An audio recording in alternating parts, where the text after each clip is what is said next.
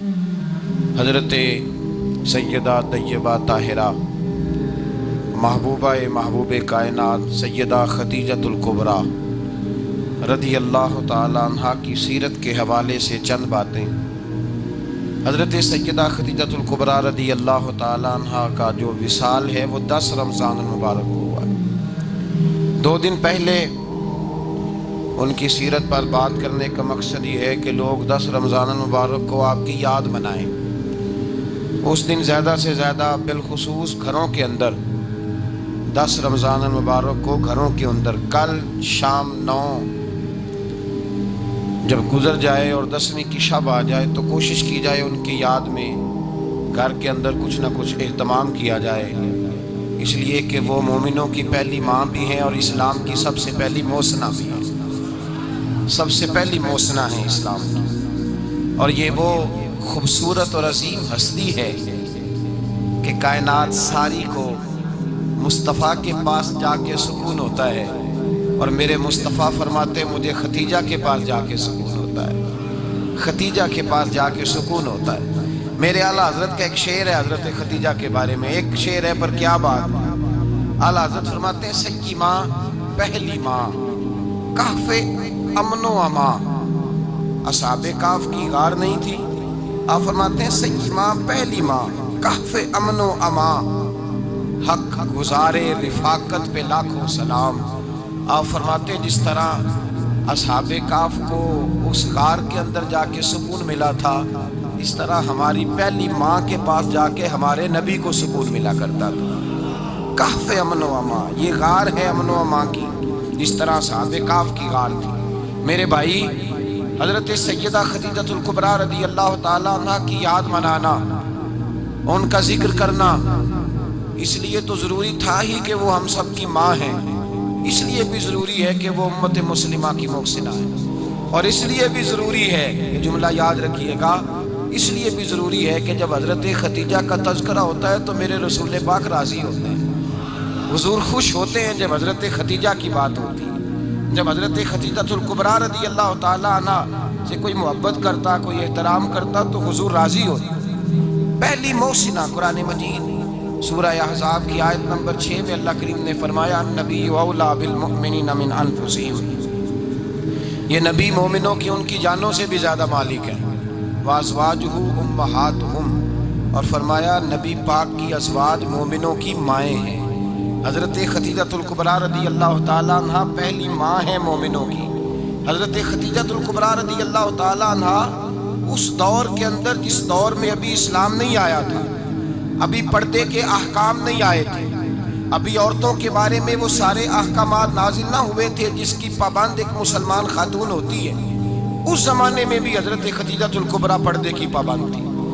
اس دور کے اندر بھی حضرت خدیجۃ الکبریٰ سچ بولا کرتی، اس دور کے اندر بھی جناب خدیجۃ الکبریٰ کے مزاج میں نفاست تھی۔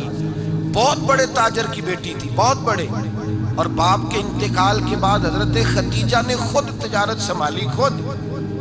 یہ کیسی تاجرہ ہے جو کبھی گھر سے باہر نہیں نکلی، یہ کیسی تاجرہ ہے جنہوں نے کبھی جا کے کسی آدمی کے ساتھ گفتگو نہیں کی، یہ کس قسم کی تجارت پیشہ خاتون ہے جو کبھی مارکیٹ اور بازار نہیں گئیں، لیکن مکے میں جن کا مال سب سے زیادہ بکتا تھا وہ حضرت خدیجۃ الکبریٰ ہے۔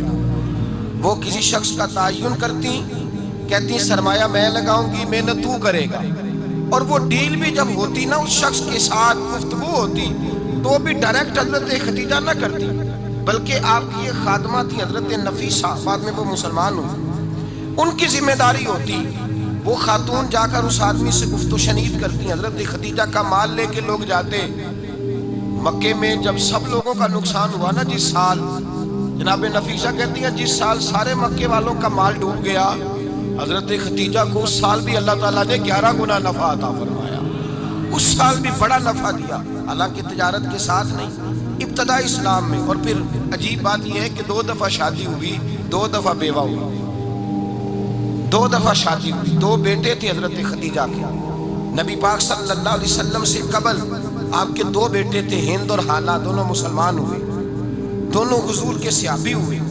2 شہزادے تھے حضرت خدیجہ کے، 2 دفعہ پہلے شادی ہوئی، دونوں خامد انتقال کر گئے۔ عرب کے بڑے بڑے، اور حضرت خدیجہ بنو قریش میں سے ہیں، 3-4 نسلیں اوپر جا کر ان کا خاندان نبی پاک صلی اللہ علیہ وسلم کے ساتھ مل جاتا ہے۔ حضرت خدیجہ کا 2 دفعہ نکاح ہوا، آپ بیوہ ہو گئی، دونوں دفعہ خامد وصال کر گئے۔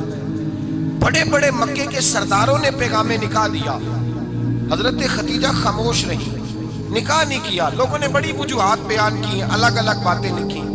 شیخ محقق شاہ عبدالحق محدث دل بھی فرماتے نہیں، اصل بات اور تھی۔ عرب کے اندر سال کے بعد عورتوں کا ایک میلہ لگتا تھا خانہ کعبہ کے پاس، صرف عورتیں اکٹھی ہوتی تھی، میلہ لگا ہوا تھا۔ ایک تورات جاننے والا یہودی عالم بھی آیا ہوا تھا، وہ بیویوں کے مجمع پہ نظر ڈال کے کہنے لگا، بیویوں مرد کا کام تو کوئی نہیں عورتوں کے مجمع میں بات کرنا، لیکن میں تمہیں ایک پیغام دینے لگا ہوں۔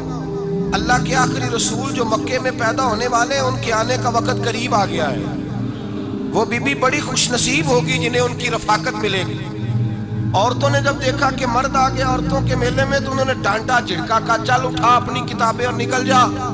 حضرت خدیجہ کہتی ہیں باقیوں نے ڈانٹا، پر میں نے بات پلے سے باندھ لی، میں نے پلے سے باندھ لی، اور میں انتظار کرنے لگی کہ اللہ کرے وہ نصیب میرے ہی ہو، اللہ کرے مقدر میرا ہی کھلے۔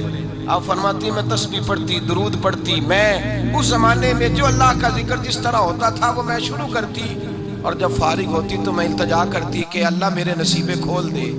کہتی ہیں آہستہ آہستہ آہستہ آہستہ میں حضور کی تعریف سننے لگی، آہستہ آہستہ تعریف سننے لگی۔ نبی پاک صادق ہیں، امین ہیں، سچے ہیں، دیانتدار ہیں، اس برے اور میلے معاشرے میں بھی وہ سب سے اعلیٰ بھی ہیں اور سب سے اجلے بھی ہیں، وہ سب سے پاکیزہ ہیں۔ میں سننے لگی تعارف، آہستہ آہستہ میں ان کی گرویدہ ہونے لگی۔ ادھر نبی پاک صلی اللہ علیہ وسلم اپنے چچا جناب ابو طالب کے پاس رہتے تھے، قحط آ گیا، حالات بگڑ گئے۔ حضور سید عالم صلی اللہ تعالی علیہ وسلم سے چچا کہنے لگے، بیٹے اگر مال تجارت لے کے شام جاؤ تو بڑا نفع کماؤ گے، ہمیں ضرورت بھی ہے، اور اگر ہو سکے تو خدیجہ کا مال لے کے جاؤ۔ اور نبی پاک نے کہا چچا میں نہیں کہوں گا کسی سے جا کے، میں نہیں کہتا کسی سے جا کے، جو میرے نصیب میں ہوگا میرا رب خود عطا فرمائے گا، میں نہیں کہوں گا۔ مصطفیٰ نے تو نہیں کہا۔ حضرت خدیجہ رضی اللہ تعالیٰ عنہ کہتی ہے میں نے خود اپنی خادمہ کو بھیجا، میں نے کہا جا کے پوچھو تو صحیح کہ میرا مال قبول ہوتا بھی ہے کہ نہیں، پوچھو۔ نبی پاک صلی اللہ علیہ وسلم سے پوچھا، حضرت خدیجہ کی خواہش ہے کہ آپ مال لے کے جائیں، حضور نے قبول کر لیا۔ جناب خدیجہ الکبریٰ رضی اللہ تعالیٰ عنہ کے غلام تھے، میسرہ ان کا نام تھا۔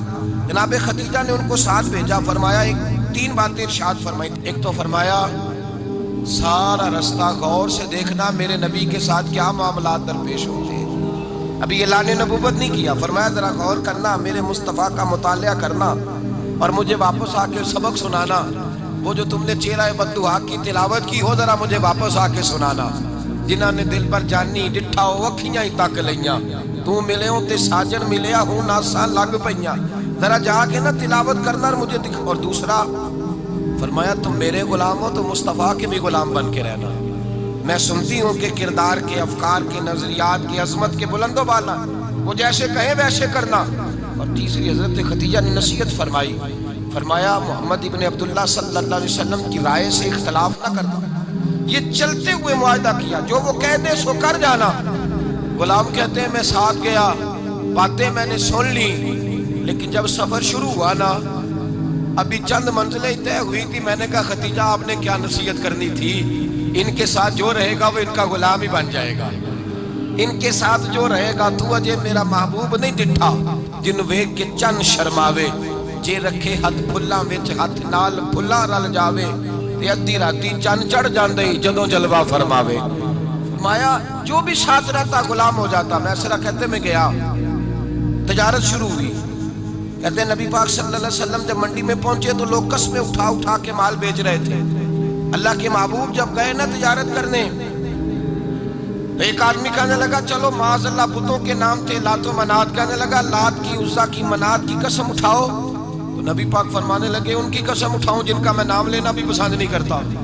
ابھی اعلان نبوت نہیں کیا، اور فرمایا ویسے بھی میں قسم دے کے مال نہیں بیچتا، خریدنا ہے تو خریدو، نہیں خریدنا تو نہ خریدو۔ کہتے ہیں لوگ قسمیں اٹھا اٹھا کے پیچھے جاتے تھے، پر میرے نبی جس سے رخ پھیرتے تھے وہ نبی پاک کے پیچھے ہو جاتا تھا۔ ماتے کئی گنا زیادہ نفع کمایا۔ ہم رستے میں تھے، حضور ایک درخت کے نیچے آرام کرنے لگے، ایک عیسائی راہب غار میں بیٹھا تھا، نکل کے آ گیا، مجھ سے کہنے لگا مجھے وہ جانتا تھا، میں ذرا یہ کس کو ساتھ لائے گا، یہ کون ہے؟ میں نے کہا اہل قریش کے ایک معزز آدمی ہے۔ کہنے لگے یار جس درخت کے نیچے یہ لیٹے ہوئے ہیں یہاں عام آدمی نہیں لیٹ سکتا، یہاں وہی لیٹے گا جو اللہ کا سچا رسول ہوگا، یہاں دوسرا کوئی لیٹ ہی نہیں سکا، یہ رسول ہے، ان کا خیال رکھنا۔ کاش میں اس وقت تک زندہ رہوں جب یہ نبوت کا اعلان کریں۔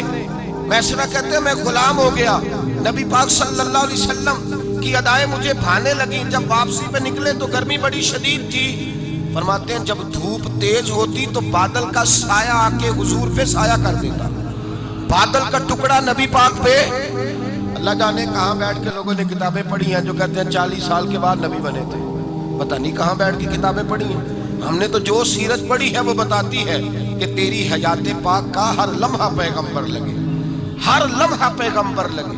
یہاں تو وہ لوگ جو کئی سال پہلے 20 اور 25 سال پہلے حضور سید عالم صلی اللہ علیہ وسلم کی رفاقت میں رہے وہ اعلان کر رہے ہیں، لوگ پتہ نہیں کہاں بیٹھ کے کتابیں پڑھتے ہیں، کہاں بیٹھ کے۔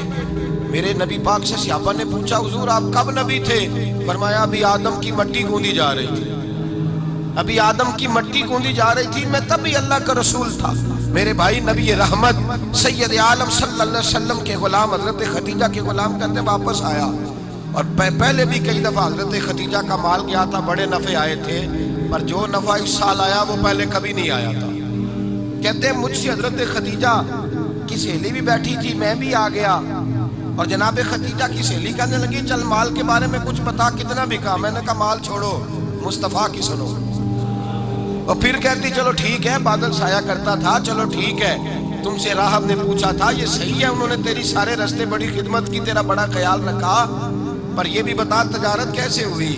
تو میں ایسا کہنے لگا زندگی میں نے بھی ساری گزار دی ہے، پر اس رسول کے ساتھ 4 دن ہی گزارے ہیں، حد ہو گئی مجھ سے، اور کچھ نہ پوچھو، اور کچھ نہ پوچھو، آ میرے دل آمنہ کے لال کی باتیں کرے، اور کچھ نہ پوچھو، بس ذکر ان کا چھیڑیے ہر بات پر، اور چھیڑنا شیطان کا عادت کیجئے، بس مجھے حضور کے تذکرے بیان کرنے ہیں، ذکر مصطفیٰ کرنا ہے۔ حضرت خدیجہ الکبریٰ بڑی متاثر ہوئی، کہتی ہیں مجھے درجنوں لوگوں نے پیغام نکاح دیا تھا پر میں نے سنی نہیں تھی، میں نے نفیسہ کے ہاتھ پیغام بھیجا، میں نے کہا میری عمر 40 سال ہے، ان کی 25 سال ہے، اور میرا اعمال اور طرح کا ہے، وہ شہنشاہ ہے، جا کے پوچھو تو صحیح، بھلا میں قبول ہوتی ہوں؟ پوچھو۔ نفیسہ کہتی ہیں میں آئی تو وہ خاتون جن کے لیے لوگ بڑے بڑے قریش پیغام دیتے تھے، پیغام لے کے آئی، تو رسول پاک نے عجیب رنگ بیان کیا اپنی سیرت کا۔ جب میں پہنچی میں نے کہا خدیجہ نکاح کرنا چاہتی ہیں؟ نفیسہ کہتی ہے میرا خیال تھا کہ کوئی اور ہوتا تو کرسی سے اٹھ کھڑا ہوگا، فوراً کہے گا اچھا جلدی کرو بات کرو۔ جب میں نے آگے کہا نا حضور خدیجہ نکاح کرنا چاہتی ہے، تو نبی پاک نے میری طرف دیکھا، فرمایا وہ کہتی ہیں کہ تم کہتی ہو؟ کہا وہ کہتی ہیں۔ تو حضور نے فرمایا ٹھہر جاؤ، میں اپنے چچا سے پوچھ کے بتاؤں گا، میں مشورہ کروں گا، میں پوچھ کے بتاؤں گا۔ آج بچوں کو کچھ سبق بڑے یاد ہیں، کہتے ہیں پسند کی شادی کرنا حضرت صاحب ناجائز ہے، پسند کی شادی کرنا کوئی ناجائز ہے؟ اور میں نے کہا بھائی صرف ایک ہی جائز چیز رہ گئی، اور کوئی شے جائز نہیں، یہ ایک ہی جائز چیز ہے جس کا فتویٰ سارے نوجوان پوچھتے پھرتے ہیں، سارے رانجے بنے پھرتے ہیں، مجنوں بنے پھرتے ہیں، سارے میوال ہو گئے۔ اللہ پاک کو ہدایت کی توفیق عطا فرمائے، سارے اس بری لت کا شکار ہو گئے۔ او بھائی نبی پاک سوائے خدا کے کسی کے پابند نہیں، لیکن میرے مصطفیٰ نے اپنی امت کو یہ درس دیا ہے کہ جو بڑوں کے شفقت کے سائے میں چلتا ہے اللہ اس کی مدد فرمایا کرتا ہے۔ تجھے کیا پتا تیرا اچھا بھلا کس بات میں؟ کہا نکاح کرنا چاہتی ہوں، فرمایا چچا سے پوچھ کے بتاؤں گا۔ خدیجہ رضی اللہ تعالیٰ عنہ کہتی ہیں انہوں نے پوچھا، جناب ابو طالب کہنے لگے یہ تو خوش قسمتی ہے کہ ہمیں ایسی بہو مل جائے جس کے کردار میں، افکار میں، نظریات میں اتنی نفاست۔ مصطفیٰ کریم کے ساتھ نکاح ہوا، قربان جائیں۔ حضرت خدیجہ الکبریٰ کی شادی ہوئی تو بھائی بڑا مشکل ہوتا ہے، بڑا مشکل ہوتا ہے اپنے آپ کو ڈھالنا، لیکن جناب خدیجہ کی زندگی اٹھا کے دیکھو، میں یہ نہیں کہہ سکتا وہ کروڑ پتی تھی، ارب خرب کی میں بات ہی نہیں کر سکتا، اور 20 نوکرانیاں تھیں ان کے پاس، درجنوں ان کے پاس غلام تھے، لیکن جب رسول اللہ کے دروازہ نور پہ آئی ہیں، انہوں نے میرے نبی کے گھر میں جھاڑو بھی دیا ہے، انہوں نے حضور کے کپڑے بھی دھوئے ہیں، انہوں نے رسول اللہ کے لیے اپنے ہاتھوں سے کھانا بنایا. انہوں نے دیکھا کہ نبی پاک صلی اللہ علیہ وسلم کو دولتوں سے، تجارتوں سے، سرمایے سے پیار نہیں. جتنی دولت تھی شام کو لا کے قدموں میں رکھ دی. کہا محبوبہ جب میں تیری ہوں تو میری ہر شے ہی آپ کی ہے. چند دنوں میں حضور نے ساری چیزیں دے دی اللہ کے رستے میں. ہر چیز نبی پاک نے دے دی. حضرت خدیجہ الکبریٰ کا حال یہ تھا کہ ایک جوڑا رہ گیا. کئی جگہ سے پابند لگے ہوئے، میں گڈی ہاتھ ڈور سجن دے وہ جنج رکھے اونج رہنا ہے. واجب نہیں جے وچ شریعت مندہ قسم نو کہنا. بس ٹھیک ہے، جس حال میں محبوب راضی ہیں. کہا ہر چیز قدموں میں رکھ دی اور حضور کے ہر رشتے کا خیال کیا. نبی پاک کی ہر خواہش کا. عورتیں بالخصوص میری بات پہ توجہ کریں جو عرض کرنے لگا ہوں. آگ لگی ہوئی ہے گھروں میں، فساد ہے، لڑائی ہے، جھگڑا ہے، دنگا ہے. یہ تیرا رشتہ دار وہ میرا رشتہ دار. جب تیرے آتے ہیں تو روٹیاں جلدی پکتی ہیں، جب میرے آتے ہیں تو بیماریاں بڑی ہوتی ہیں. تیرے میرے کا جھگڑا. آؤ میرے مصطفیٰ کریم سید عالم کا بھی حال دیکھو. حضرت حلیمہ سعدیہ ملنے آئی. شادی کو کچھ دن گزرے تو حلیمہ سعدیہ ملنے آئی. حضرت حلیمہ سعدیہ سگی اماں نہیں، رضائی اماں ہے. یہاں تو سگی اماں برداشت نہیں ہوتی. سگی اماں اور وہ بہو سوچتی نہیں بات کرتے ہوئے، سوچتی نہیں. وہ سوچتی نہیں کہ کس کے بارے میں بات کر رہی ہے. اسے پتہ ہی نہیں کہ تجھے تو پلا پلایا یہ ملا ہے نا. کبھی اس کی اماں سے پوچھ اس نے کتنی تکلیفیں برداشت کی. اس سے پوچھ کس دقت میں، کس آزمائش میں اس بچے کو پروان چڑھایا ہے. تو آج مالک بنی ہے تو رنگ ہی بدل گئی ہے. اور بچہ بھی بیوی کے ساتھ مل کر کے اماں کی غیبت کرتا ہے، سوچتا ہی نہیں کہ بات کس کی ہو رہی ہے، اسے خیال ہی نہیں آتا. حضرت حلیمہ سعدیہ رضائی ماں ہے. جب تشریف لائیں تو مصطفیٰ کریم نے فرمایا خدیجہ یہ میری اماں ہے. جناب حلیمہ سعدیہ کہتی ہیں میں گھر میں رہی، میری خدمت کی، مجھے کھانا پکا کے دیا، بستر بچھا کے دیا، کپڑے لے کے دیے. اور جب میں جانے لگی تو کہنے لگی آپ میرے مصطفیٰ کی اماں ہیں، پہلی دفعہ آئی ہیں، تھوڑا سا تحفہ نہ دے دوں؟ میں نے کہا جیسے مرضی. حضرت حلیمہ کہنے لگی. تو جناب حلیمہ سعدیہ کو 40 بکریاں اور 1 اونٹ تحفے میں عطا فرمایا. اور یہ جو بی بی آ کے مالی بنی ہے نا آج، جس درخت کی چھاؤں میں تو بیٹھی ہوئی ہے نا، اگر تو سمجھے تو اصل احسان اس ماں کا ہے جس نے یہ پروان چڑھا کے تجھے دیا ہے. اصل نیکی اس اماں کی ہے جس نے تیرے سر پہ یہ سرتاج رکھا ہے. اور تو اس ماں کو ہی بھول گئی ہے. اور شکوہ بہو سے نہیں، شکوہ اس بیٹے سے ہے، بیٹے سے ہے جو علیحدہ بھی ہونے لگا تھا تو اماں سے علیحدہ ہو گیا ہے. اس نے سوچا ہی نہیں کہ ماں کے ہاتھ اٹھ جائیں تو عرش کا مالک کہتا ہے فرشتوں سے کہ پیچھے ہٹ جاؤ. ماں اور باپ اولاد کے لیے جو مانگیں گے میں فوراً عطا کروں گا. تجھے پتہ ہی نہیں. اور ادھر رسول پاک کا کیا حال ہے؟ کہتے ہیں وہ تیرے رشتہ دار ہیں، تیرے بہن بھائی ہیں، تو جا میں تجھے دروازے پہ چھوڑ آؤں گا. تو مل ان سے، میں نہیں ملتا، میں صاحب ہوتا ہوں، میرا ان سے کیا لینا دینا. حضرت خدیجہ کے بھائی نہیں تھے، نبی پاک صلی اللہ علیہ وسلم کے سسر یاد نہیں تھے. 2 بیٹے تھے حضرت خدیجہ کے، اور وہ دونوں بیٹے پچھلے خامن سے تھے. ذرا عقل کی کسوٹی پر تولیے گا کہ کسی بی بی کے بیٹے ہوں اور پچھلے خامن سے ہوں، اس آدمی کا رویہ کس طرح کا ہوتا ہے. لیکن میرے رسول پاک کا رویہ اس طرح کا تھا. میں آپ کو سیرت کی کتابوں سے امام حلبی نے، کستلانی نے، صاحب فتح الباری نے لکھا ہے رسول کائنات سید عالم صلی اللہ علیہ وسلم سوئے ہوتے تھے. اور جاگو اور سنو، اللہ کرے حضرت خدیجہ کا میرے نبی سے رشتہ اور میرے نبی کا حضرت خدیجہ کا رشتہ ہماری سمجھ میں آ گیا تو سمجھ لو ہمارے گھر جنت بن جائیں گے، روشنی پھیل جائے گی. سمجھو اور سیکھو. حضرت عائشہ صدیقہ فرماتی ہیں نبی پاک سو جاتے تھے نا دوپہر کو تو کہتی تھی مولا علی سے لے کر ابو بکر صدیق تک کسی کی طاقت نہیں ہوتی تھی حضور کو آ کے بیدار کرے. سوء ادب سمجھا جاتا تھا. اور میں ایک جملہ آگے بڑھا کے کہوں گا، میں کہوں گا اماں جی آپ تو مولا علی سے لے کر ابو بکر صدیق تک فرماتی ہے نا، ہمارا تو عقیدہ یہ ہے کہ مصطفیٰ سو جائے تو جبریل بھی نہیں جگا سکتے، وہ بھی نہیں آ سکتے، وہ بھی ہاتھ باندھے کھڑے ہیں کہ مولا کیسے جگاؤں. حضرت جبریل بھی نہیں جگا سکتے. لیکن حضرت عائشہ صدیقہ فرماتی ہیں میں تھی مدینے میں کہ حضرت خدیجہ کے وصال، میں مدینے میں حضور کے گھر میں تھی، نبی پاک میرے گھر میں موجود تھے اور سید عالم سوئے ہوئے تھے. حضرت خدیجہ کے پچھلے خامند کے بیٹے جناب حالہ آ گئے اور وہ مسجد میں آ کے بولے، مسجد میں توجہ کرنا، مسجد میں بولے. انہوں نے مسجد میں آ کے پوچھا کہ نبی پاک کہاں ہے. مسجد میں. تو جناب عائشہ صدیقہ فرماتی ہیں حضور سوتے ہوئے بیدار ہو گئے. حضور طامت سمیٹی، فوراً سر کے اوپر کپڑا رکھا. میں نے کہا حضور کہاں جا رہے ہیں؟ فرماتی ہے میں نے ایک دفعہ پوچھا تو حضور نے 3 دفعہ فرمایا میرا حالہ آ گیا ہے، میرا حالہ آ گیا ہے، میرا حالہ آ گیا ہے، خدیجہ کا بیٹا آ گیا ہے. میرے رسول پاک صلی اللہ علیہ وسلم نے بی بی کے رشتوں کا جو تقدس بیان کیا اس کو سمجھیے. فرمایا حالہ آیا ہے، بیدار ہو کے خود تشریف لے گئے. یہ تو حالہ تھے نا. بڑے بیٹے حضرت خدیجہ کے سب سے، ان کا نام ہند تھا. اور حضرت ہند سے کوئی بندہ تعارف پوچھتا نا، نبی پاک کا جو حلیہ ملتا ہے نا کتابوں میں، سیرت کی کتابوں میں، حضور کا مکھڑا کیسا تھا.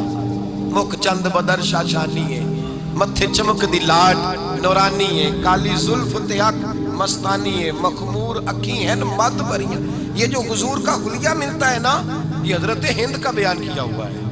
وہ بیان کیا کرتے تھے کہ نبی پاک کی آنکھیں کیسی تھی، حضور کے جلوے کیسے تھے. وہ بیان حضرت خدیجہ کے بیٹے ہیں. کوئی ان سے پوچھتا کہ بڑے راضی رہتے ہو ہند، بڑے راضی رہتے ہو؟ تو حضرت ہند کیسے راضی کیسے نہ رہوں، راضی کیسے نہ رہوں. میرے بھائی کا نام علی المرتضیٰ ہے، بہن کا نام فاطمۃ الزہرا ہے، ماں کا نام خدیجہ الکبریٰ ہے، اور باپ کا نام محمد مصطفیٰ ہے. میں راضی کیسے نہ